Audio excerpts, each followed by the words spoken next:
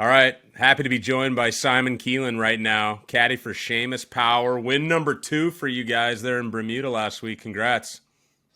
Thanks, John. Yeah, great feeling. Yeah, geez, amazing to get it over the line. It wasn't easy there, wind blowing all over the place, and yeah, but it's always nice, Obviously, as you said, second time round, and it was like a home from home for us, really.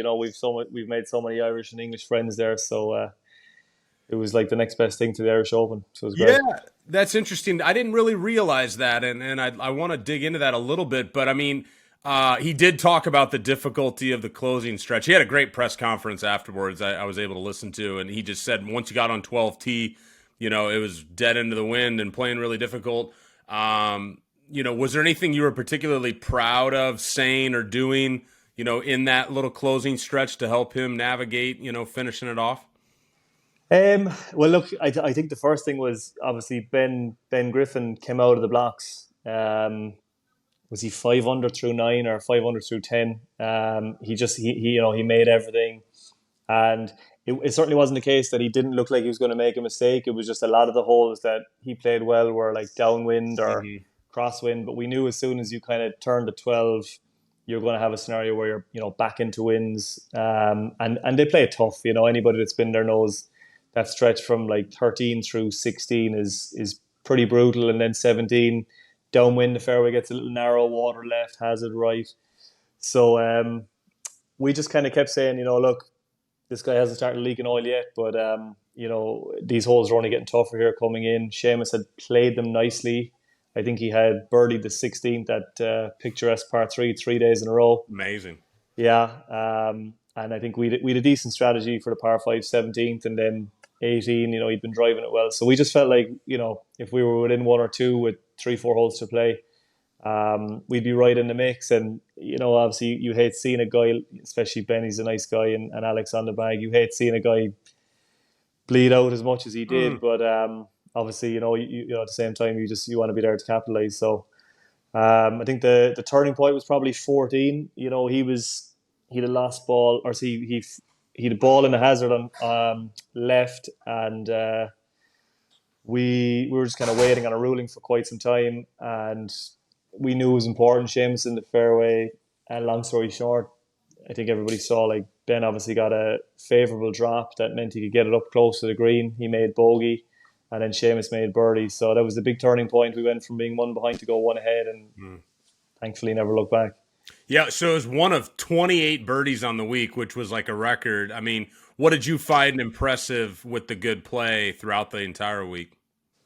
To be honest, he's putted really nicely these last few weeks. We just probably haven't seen the results come through like we would have expected, because he's played decent but putted really well. And in Congaree last week, the greens were spectacular. Or sorry, the week before, Hmm. and he putted really nicely. So I was kind of excited when we're getting to Bermuda. We saw the courses in.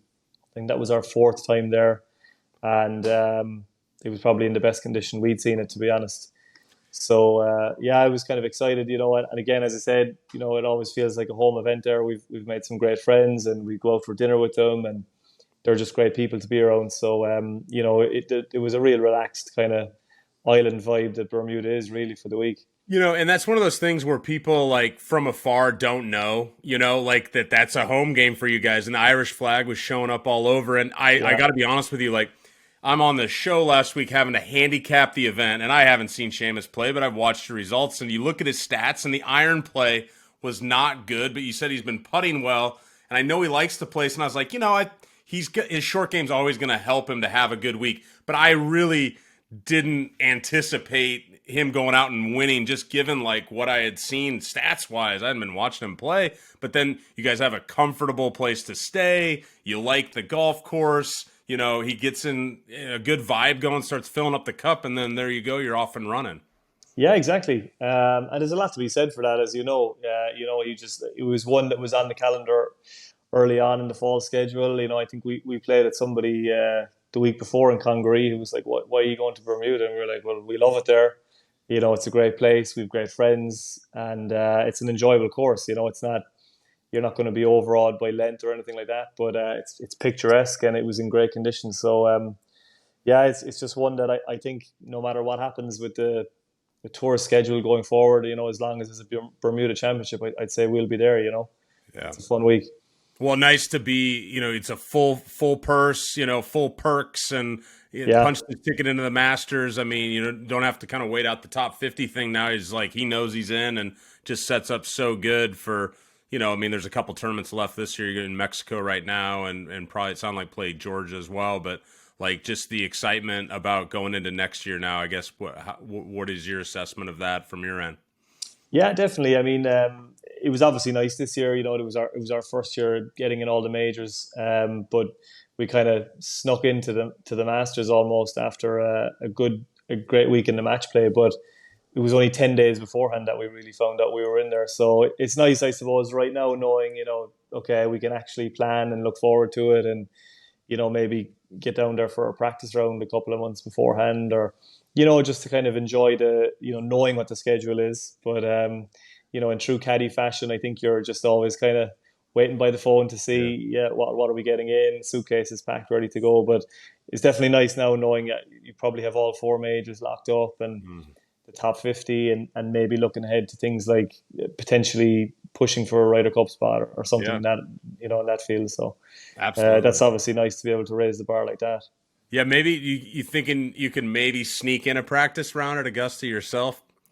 I'll have to work on the big man, yeah, but it's been mentioned, so I'll Nice. I'll let him wait it out and see what All right. happens. But geez, that would be as I said to him the other day. There's the bucket list, and then there's playing Augusta. So yeah, that would be amazing. Geez, yeah, Yeah, I would be all over that. I'd probably fly over just for a day for that alone from Ireland, to be totally. honest.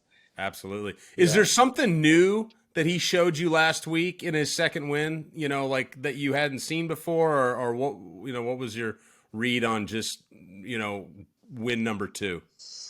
Well, going back to Barbasol last summer, like he did look very comfortable in the playoff, but obviously, the way things panned out there, it was almost JT's to lose. I think when we came off the course, we were three back, and then we're waiting on the range, and he eventually, I think, parred the last to force the playoff. Hmm. But as soon as Séamus got into the playoff, he looked very comfortable, and I just think his like mentally, he just seems like he's in a great spot these last kind of 18 months, and kind of coming out of the blocks, every week. And obviously, you still miss cuts, you still have bad rounds or whatever, but he just looks very confident, very comfortable in his own environment. He's not concerned about what anybody else is doing. So, I think you're, it felt like 5 or 6 holes in, it was a two-horse race between Séamus and Ben, even though you have those tough holes coming at the end. I think Hmm. 18 under was posted, but when we were turning into that stretch, we were like 21 under maybe. So I kind of, even though you could lose three shots easily enough through 13 through 16, I never really felt like we were going to fall back that far. But it was definitely, Hmm. it felt like the only man to beat was the guy in front of us, and he just looked extremely comfortable, very confident. The putts were hitting the back of the hole; they weren't limping in. And even when we hit bad shots, like it was tough. Obviously, the wind was. It's so hard to describe to people. Like even back home, we've grown up in the wind. It was blowing. It was swirling all over the place. It was so Hmm. strong. I think the gusts were close to 25, 30 miles an hour. So it Yeah. was it was brutal. But yeah, he just looks like that's his environment, and he's very comfortable. So there isn't any one thing that I'd put my finger on, but there's no point. There's no specific moment or shot where I would say, geez, the nerves got the better of him there. He just, Yeah. even the tee shot down 18, it was just like one of the best tee shots he'd hit all day. Yeah. Started down the left side and just let it ride the wind back into the middle of the fairway. So, Mhm. yeah, it was just a very impressive display from him. And obviously, as a caddy, you're kind of hoping that you just, you keep raising the ceiling and he keeps pushing boundaries. But Mhm. he just looks like he's having fun and enjoying it. So it's fun to just be there and hold on to the reins.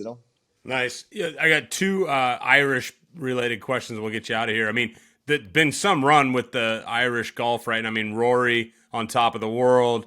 Shane got a win there in Europe, had a great year. Padraig Yeah. is, only second best to Steve Alker on the Champions Tour. He's got a lot of wins. Like, I mean, it's pretty good right now for the top Irishman, isn't it? It is, yeah. And I'm sure there has to be something in that, that they're all kind of maybe feeding off each other or something to that effect. But we had a good laugh with Shane on the range at the CJ Cup. After his win in Wentworth, I think he'd had a big weekend, 1 or 2 weekends before that, and then we'd had a big weekend with Séamus' sponsors a couple of weeks before Bermuda. So maybe there's something in that too. The boys a bit relaxed going into a Right. run of tournaments and whatnot. But yeah, it's good. There's got to be something in it where they're feeding off each other. And obviously, like watching Shane, I was back home in Ireland watching Shane win in Wentworth. It definitely gets the juices flowing, and I'm sure Séamus is thinking the same. So, I suppose winning breeds winning, really, doesn't it? Absolutely. Yeah. And then what did you think about the Dropkick Murphys? They put a song out for Shamey. I mean, I was surprised by that. That was really cool. It was very funny. It's great, actually. Yeah, I mean, it's all those little things afterwards that you're just kind of chuckling to yourself. But it was cool. It's very clever. It's amazing.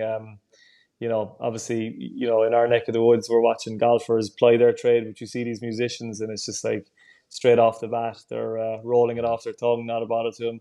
So it was pretty cool to see. I think there's a connection there. A friend of Séamus is up in Boston. He brought us to Fenway Park this year during the US Open. Knows one of the lead singers in the Dropkick Murphys. So it was pretty funny to see. I'd say 700 or 800 people have probably sent it on to me since, saying, "Have you seen this? Have you seen it?" But everybody's having a good laugh about it back home. But it's it's pretty cool to see things like that. All right, that's for sure.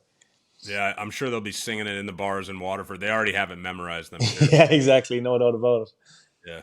Hey, well, thanks for taking some time out. Good luck this week in Mexico, and go get back after it again. Yeah. Cheers, John. Thanks for your time, bud. Keep doing your good work. Appreciate you. Thanks, buddy. See you, bud. Cheers. Bye-bye.